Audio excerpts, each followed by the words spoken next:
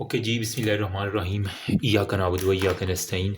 तो गाइज़, अब non surgical कुछ ऑप्शंस हैं, ठीक है? जिनको हम कंसीडर करेंगे कि हम उससे ब्रेस्ट कैंसर को काफ़ी हद तक रिमूव कर सकते हैं।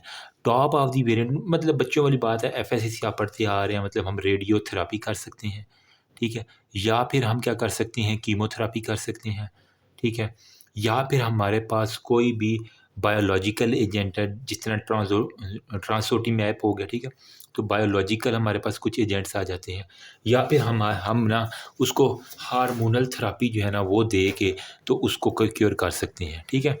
तो हमारे पास हार्मोनल, यार इसको फोकस थोड़ा देना, ठीक है? हार्मोनल थेरेपी हम दे सकते हैं, ठीक है? तो ये मोटी-मोटी सी बातें हैं जो मैं आपको बताना चाह रहा हूँ। बस इसके अंदर से हम डिस्कशन करेंगे कि रेडियोथेरेपी में हम क्या करते हैं कि जो पेशेंट ना कंज़र्वेटिव सर्जरी के अंदर जो है ना वो गया है ना, ठीक है? उसके बाद हम उसको रेडियोथेरेपी लाज़मी दे दें ताकि उसका रीअकर ना हो जाए। अब रेडियोथेरेपी भी हमने ग्रे होता है ना यूनिट इसका रेडिएशन का, तो 50 जो है ना वो ग्रे तक वो कह रहा है हम ना देते हैं एक वक़्त में, और ये 4 से 5 वीक तक जो है ना हम इसको उसी एरिया को टारगेट करते हैं, ठीक है? अब हमारे पास पोस्ट ऑपरेटिवली मतलब आज ऑपरेशन हुआ है ना, इससे 2 से 3 हफ़्ते बाद हम ना उसकी रेडियो शुरू कर देंगे, और उसको 50 ग्रे तक जो है ना वो हमारे पास रेडिएशन का जो यूनिट है, इतनी रेडिएशन दे के हम 4-5 हफ़्ते तक उसको देंगे लाज़मी, ठीक है?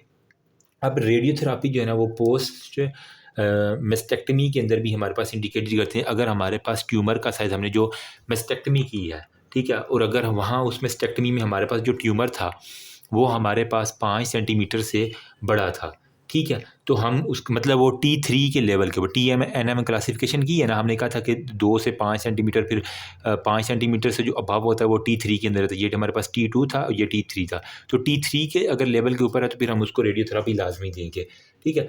या फिर हमारे पास अगर वो चेस्ट वाल को या स्किन को भी एक्सटेंड कर रहा है ट्यूमर, तो उसको भी हम देंगे, ठीक है? अगर उसने 4 या उससे ज़्यादा एक्सिलरी लिम्फ नोड को इन्वॉल्व कर लिया है, ठीक है? हमने कितने axillary apical, central, interior, posterior हो गया और लैटरल हो गया, तो इनके अंदर 4 आपको लिम्फ नोड इन्वॉल्वमेंट मिल गई है, तो आप लाज़मी उसकी रेडियोथेरेपी करेंगे, ठीक है? फिर आपके पास अगर फिक्स्ड एक्सिलरी लिम्फ नोड हो, हमने टीएनएम क्लासिफिकेशन की जिसने वीडियो नहीं देखी उसके अंदर मैंने बताया कि फिक्स्ड अगर एक्सिलरी लिम्फ नोड उसे हम N2 के अंदर रखते हैं। अगर वो स्प्रेड कर जाए इंटरनल मेमोरी नोड के अंदर तो उसको हम N3 कहते हैं। तो टीएनएम क्लासिफिकेशन अब यहाँ पे बड़ी अहम आ रही है आपके पास, ठीक है? तो फिर हमारे पास कुछ कह रहा है कि अगर वो हिस्टोलॉजी हमने करवाई है और वो हाई ग्रेड के अंदर हो गया, उसने हमारे पास लिम्फोवैस्कुलर इन्वेजन करवा दी, लिम्फ के अंदर भी और वैस्कुलर के अंदर भी इन्वेजन करवा ली है, तो हम उसको जो है ना लाज़मी तौर पे रेडियोथेरेपी देंगे। साथ में हमारे पास कुछ इन्फ्लेमेटरी जो है ना वो कार्सिनोजेन वो सारे के सारे, तो ये कुछ क्राइटेरिया जो हम रेडियोथेरेपी देंगे। ईज़ी हो गया। अब हम आते हैं जी कीमोथेरेपी में। अब कीमोथेरेपी में हमारे पास जो है ना वो कह लो कि कंबाइंड कीमोथेरेपी और हार्मोनल थेरेपी जो है ना वो हम मोस्टली देते हैं। इसी वजह से कीमोथेरेपी वाले जो पेशेंट है ना वो हमारे पास होता पता क्या है, उसके अंदर जो ईस्ट्रोजन रिसेप्टर्स हैं ना, उसकी सारी गड़बड़ हो जाती है ईस्ट्रोजन में। इसी वजह से हमें ना कंबाइंड साथ में हार्मोनल थेरेपी भी जो है ना वो देनी पड़ जाती है, ठीक है? होता क्या है कि हमने ना हार्मोनल थेरेपी जो है ना इसकी लाज़मी देनी है ताकि हमारे पास जो साइड इफ़ेक्ट्स हैं ना कीमो के, वो कम से कम हों। तो यूँ कह लूँ कि हार्मोनल थेरेपी को कीमो मतलब एचसी से याद कर लेना, एचईसी एक इदारा भी है ना वहाँ से, जहाँ पे कीमो देनी है वहाँ पे आपने हार्मोनल थेरेपी लाज़मी देनी है। वजह क्या है, हमारे पास जो एस्ट्रोजन है ना रिसेप्टर, वो बाद में जो है ना वो हार्मोनल थेरेपी रिसीव लाज़मी करेंगे, क्योंकि वो जो पॉज़िटिव एस्ट्रोजन रिसेप्टर हैं उन्होंने तो फिर अपना काम कर देना वरना, ठीक है? अब breast cancer with positive lymph node है, अगर वो 1 सेंटीमीटर से बड़ा है या 1 सेंटीमीटर से छोटा है, ठीक है? तो हाँ, हमारे पास मुख्तलिफ सिनेरियो में आ जाते हैं। तो हमने किन-किन पेशेंट के अंदर कीमोथेरेपी रिकमेंड करनी है, तो वो मैं थोड़ा-सा बता देता हूँ। अगर उसको ब्रेस्ट कैंसर है, साथ में उसका जो है ना वो पॉज़िटिव नोड है, ठीक है? तो इस केस के अंदर हम ऐसे तमाम पेशेंट के अंदर, ऑल पेशेंट के अंदर ना कीमोथेरेपी हम रिकमेंड करते हैं, ठीक है? Post menopausal woman with positive estrogen receptor जो है ना वो उनको फिर हम कह रहे हैं कि हमारे पास ये जो है ना वो हार्मोनल थेरेपी देती हैं विद एरोमाटेज़ इन्हिबिटर। अब एरोमाटेज़ भी जो है ना वो एक एंजाइम होता है जो कि हमारे पास एस्ट्रोजन वो सारी सिंथेसिस करवा रहे थे, तो इसकी डिस्कशन में जाएँगे। तो एरोमाटेज़ इन्हिबिटर भी हम साथ लगा देते हैं ताकि हमारे पास वो रिएक्ट ना हो जाए। फिर उसने कहा अगर 1 सेंटीमीटर से बड़ा है ट्यूमर, ठीक है, लेकिन लिम्फ नोड उसके इन्वॉल्व नहीं है, नेगेटिव लिम्फ नोड आ जाता है, ठीक है। तो नेगेटिव लिम्फ नोड और 1 सेंटीमीटर से बड़ा हमारे पास ट्यूमर है, तो ट्यूमर इसके अंदर भी हम ना कीमोथेरेपी इंडिकेट करते हैं तमाम पेशेंट में। लेकिन अगर वो फीमेल प्री मेनोपॉज़ल है या पोस्ट मेनोपॉज़ल है, तो ये भी एक डिपेंड करता है। अब देखो, अगर तो आपके पास जो है ना वो पेशेंट थोड़ा-सा ये ट्रिकी है, अगर तो वो हमारे पास प्री मेनोपॉज़ल है और अगर वो पोस्ट मेनोपॉज़ल है और उसका ट्यूमर 1 सेंटीमीटर से बड़ा है, लेकिन हमारे पास अभी लिम्फ नोड इन्वॉल्वमेंट नहीं हुई, तो फिर हम क्या करेंगे? In pre menopausal with positive estrogen receptor के अंदर हम देंगे टेमॉक्सिफिन, ठीक है? ऐसी ख़ातून के अंदर हम टेमॉक्सिफिन देंगे, लेकिन अगर वो पोस्ट मेनोपॉज़ल है, मतलब गुज़र चुकी है मेनोपॉज़, उसका एंड हो रहा है, ठीक है? मतलब कि बूढ़ी होती जा रही है, तो इसके अंदर हम क्या करेंगे, इसके अंदर हमने इसका भी हमारे पास पॉजिटिव एस्ट्रोजन है ना, रिसेप्टर इनहिबिटर, तो इनके अंदर हम क्या करेंगे, एरोमाटेज़ इनहिबिटर देंगे। तो बड़ी जो है उनको एरोमाटेज़ लगाना, छोटी वाले को टीटी टेमॉक्सिफिन लगा देनी है, ठीक है। तो ये कुछ दवाइयाँ हैं जो मैंने आपके साथ, ये आपने पढ़ी होगी ब्रेस्ट फार्माकोलॉजी के अंदर, इसलिए मैं ज़्यादा डीप नहीं जा रहा, क्योंकि हमारा इसका इतनी ज़रूरत भी नहीं, ठीक है। ये मेडिसिन में ज़्यादा काम आएगी सर्जरी के अंदर। अच्छा, फिर अगर हमारे पास ट्यूमर साइज़ 1 सेंटीमीटर से कम है, लेकिन हमारे पास no involvement of the lymph node है ना, तो हमारे पास 1 सेंटीमीटर मतलब छोटू सा है, तो इसके अंदर हमारे पास कोई भी कीमोथेरेपी की ज़रूरत नहीं है, ठीक है। तो नो कीमोथेरेपी एट ऑल, अब हम इसके अंदर कीमोथेरेपी नहीं करेंगे। लेकिन अगर वो प्री मेनोपॉज़ल है, ठीक है, तो इसके अंदर हम क्या करेंगे, टेमॉक्सिफिन देंगे। अगर वो पोस्ट मेनोपॉज़ल है, तो इसके अंदर हम एरोमाटेज़ इनहिबिटर्स जो है ना वो दे देंगे, ठीक। फिर उसने एक लफ़्ज़ लिखा हुआ है कि कीमोथेरेपी रेजिमेंट्स, ठीक है। कीमोथेरेपी रेजिमेंट्स क्या होते हैं? बेसिकली ये ट्रेडिशनल रेजिमेंट्स हैं, जिसके अंदर हम ना 6 मंथ का साइकिल होता है हमारे पास। साइक्लोफॉस्फामाइड जो है ना वो हम उसको देते हैं। 5 फ्लोरो यूरासिल, ये सारी आपकी जो कीमो फार्माकोलॉजी है उसको रिकॉल करो तो उसके अंदर आपको पता चल जाएंगे, ठीक है। अब इसके अंदर हम ना ये देते हैं 10 से 15 ईयर के पीरियड के अंदर, ताकि वो रिलैप्स ना कर जाए। इससे जो कह रहा है कि 25% जो है ना वो हमारे पास उसका रीअकर जो है ना वो कम हो जाता है, वो बहुत इसका अच्छा रेट है। अब अब आ जाते हैं जी बायोलॉजिकल एजेंट के ऊपर। बायोलॉजिकल एजेंट हमारे पास एक उसने लिखा ट्रांसटुजुमैब, ठीक है। TRASTUZUMAB, ट्रांसटुजुमैब, ये करके लफ्ज़ बनता है, प्रोनाउंसिएशन, ठीक है। ये बेसिकली क्या है, ये मोनोक्लोनल एंटीबायोटिक है जो हमारे पास बाइंड करती है हरपेक्टिन रिसेप्टर, मतलब आपने पढ़ा होगा हर टू न्यू रिसेप्टर, ठीक है। तो ये जो है ना, ये हरपेक्टिन रिसेप्टर यानी her two neu two herceptin receptor के ऊपर जाके हमारे पास क्या करती है, बाइंड करती है, ठीक है। जब उसके साथ वो बाइंडिंग करेगी तो वहाँ पे जो है ना वो सेल की प्रोलिफरेशन को ख़त्म कर देगी, तो ये हमारे पास कैंसर के चांसेस कम हो जाते हैं। ये बायोलॉजिकल एजेंट का काम है, ठीक है। उन पेशेंट के अंदर किया जाता है जिनके अंदर हमने कंबाइंड जो है ना वो कीमोथेरेपी भी देनी है, ठीक है। साथ में उनके अंदर हरपेक्टिन पॉजिटिव ट्यूमर जो है ना वो था हमारे पास पेशेंट में, ठीक है। तो हरपेक्टिन पॉजिटिव ट्यूमर वाले पेशेंट के अंदर हमने जो है ना ये सारी की सारी करनी होती है। और ये हम आईवी जो है ना वो 12 मंथ के लिए ये लगाते हैं, ठीक है। आईवी आपने जो देनी होती है 12 मंथ, मतलब 1 साल के लिए, ठीक है। लेकिन इसका साइड इफ़ेक्ट पता क्या देखा गया? इसकी वजह से ना उस पेशेंट के, चलो कैंसर तो ठीक हो रहा है, लेकिन उसको कार्डिक प्रॉब्लम बहुत ज़्यादा हो रहे हैं। तो ये एक हमारे पास देखा गया, ठीक है। फिर इसके अलावा हमारे पास कुछ दूसरे ग्रोथ फैक्टर्स हैं जो इनहिबिटर्स हैं, वो हम देते हैं। उसके अंदर उसने नाम लिखे हुए हैं, बेवोज़िमैब हो गया और लेपिटिनार्ड हो गया, ठीक है। मैं नाम लिख देता हूँ, बेवेसिज़ुमैब, ठीक है। और साथ में हमारे पास है लेप्टिनैब, ठीक है, लेप्टिनैब हो गया। तो ये 2 हमारे पास जो है ना वो इंपॉर्टेंट आ जाती है। Last but not least hormonal therapy. Hormonal therapy के अंदर हमारे पास क्या आता है, टमॉक्सिफिन आ गया, ठीक है। यहाँ पे हार्मोन, ठीक है। टोमैक्सिफिन हो गया, टेमॉक्सिफिन हो गया, ठीक है। साथ में हमारे पास क्या हो गया, एनेस्ट्रोजोल हो गया, एनेस्ट्रोजोल हो गया। और फिर हमारे पास होता है LHRH, luteinising hormone releasing hormone agonist हो गया, ठीक है, ठीक है। Luteinising hormone releasing hormone agonist जो है ना वो हमने देने होते हैं। तो ये हमारे पास हार्मोनल थेरेपी में। टेमॉक्सिफेन बेसिकली क्या है, ये हमारे पास यूँ कह लें सिलेक्टिव ईस्ट्रोजन रिसेप्टर मॉड्यूलेटर है, SERM SERM, selective estrogen receptor modulator है। और ये हमारे पास हार्मोनल ट्रीटमेंट के अंदर, ब्रेस्ट कैंसर के अंदर सबसे ज़्यादा यूज़ किया जाता है। फार्मा में भी टोमैक्सिफिन का आपने नाम लाजमी सुना होगा, ठीक। अब ये क्या करता है, ईस्ट्रोजन पॉजिटिव और प्रोजेस्टेरोन जो पॉजिटिव ब्रेस्ट कैंसर है ना प्री मेनोपॉजल के अंदर, उनके अंदर हमने इसको जो यूज़ करना होता है। ER पॉजिटिव और PR पॉजिटिव जो पेशेंट है उसके अंदर ये क्या करता है, जो कॉन्ट्रालैटरल ब्रेस्ट है ना उसके ट्यूमर को रोक देता है। मतलब अगर एक ब्रेस्ट के अंदर दूसरे ब्रेस्ट के अंदर जो है ना वो कॉन्ट्रालैटरल ब्रेस्ट के अंदर ये ट्यूमर नहीं होने देता, इसका ये बड़ा फ़ायदा है, ठीक है। और इसका ड्यूरेशन हम क्या 5 सालों के लिए जो है ना टोमैक्सिफिन को हम यहाँ यूज़ कर लेते हैं।